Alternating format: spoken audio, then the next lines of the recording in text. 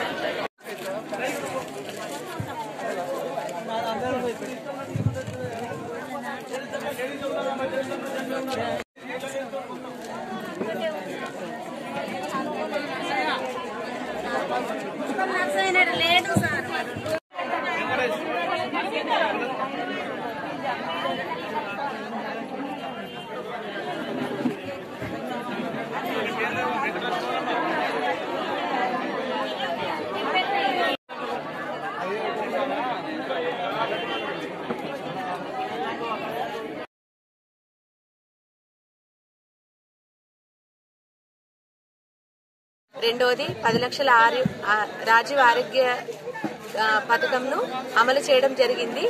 అలాగే మహిళలకు ఇంకా మిగతా అవసరాలైన గృహజ్యోతి పథకం, రైతు భరోసా, చేయూత పథకం, ఇందిరమ్మ ఇల్లు, వీటి దరఖాస్తు కోసం ప్రజలు ఇబ్బంది పడకుండా ఎవరి గ్రామంలో వాళ్లే ప్రజల వద్దకే పాలన అనే కార్యక్రమం ద్వారా ఎవరి గ్రామ పంచాయతీలు వారి అప్లికేషన్ పెట్టుకునే విధంగా హామీ అందరికీ చెప్పడం జరిగింది.